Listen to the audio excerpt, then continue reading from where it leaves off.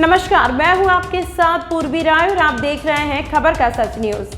दक्षिण जिले के सैनिक फार्म इलाके की फ्रीडम फाइटर कॉलोनी में 75 वर्षीय सीनियर सिटीजन की लूटपाट के लिए हत्या करने का सनसनीखेज मामला सामने आया है।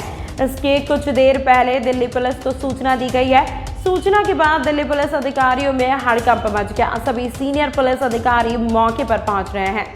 दक्षिण जिला पुलिस अधिकारियों के अनुसार पुलिस को बुधवार सुबह 9:30 बजे सूचना मिली थी कि फ्रीडम फाइटर कॉलोनी की A1 ब्लॉक में रहने वाले 75 वर्षीय बुजुर्ग भारद्वाज घर में मृत पड़े हुए हैं। घर का सामान बिखरा हुआ है। सीनियर सिटीजन भारद्वाज के पड़ोस में रहने वाले व्यक्ति ने पुलिस को सूचना दी थी। उसने बताया था कि सीनियर सिटीजन घर का सामान बिखरा हुआ है। पुलिस को शुरुआती जांच में यह लग रहा है कि लूटपाट के लिए बुजुर्ग की हत्या की गई है। पुलिस की जांच के बाद ही यह बात सामने आएगी कि बुजुर्ग को कैसे मारा है और घर से और बदमाश क्या क्या सामान ले गए हैं। वहीं पड़ोसियों ने बताया कि सतीश भारद्वाज अकेले इस घर में रहते थे। उनकी पत्नी की 15 साल पहले ही मृत्यु हो गई थी। वह भी टीचर थी। इनके 2 बेटे हैं और जो आर्मी में ऑफिसर के पद पर तैनात हैं। एक बेटा US में रहता है और एक बेटा मध्य प्रदेश में है, जबकि एक बेटी है जो गाजियाबाद के वैशाली में रहती है। उनकी शादी हो चुकी है। सतीश भारद्वाज बेहद मधुर इंसान से किसी से लड़ाई झगड़ा नहीं था। वह BMCD में असिस्टेंट इंजीनियर के पद से रिटायर्ड। वहीं मौके पर दिल्ली पुलिस के आला अधिकारी पहुंच चुके हैं।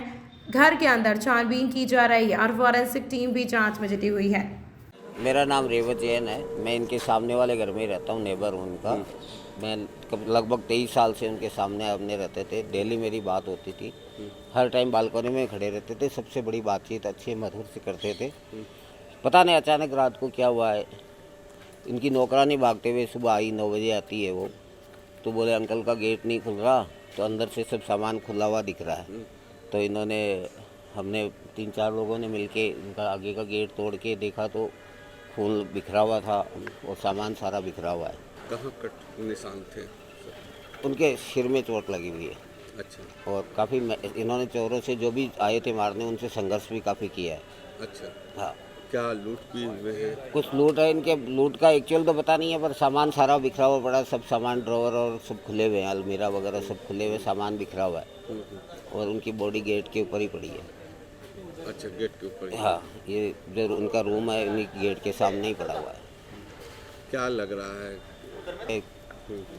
किसी भी लग तो राघव की मर्डर हुआ है, क्योंकि ये सीनियर सिटीजन का सीनियर मर्डर होना बहुत बड़ी बात है। मर्डर होना ये सुरक्षा की बड़ी चूक है,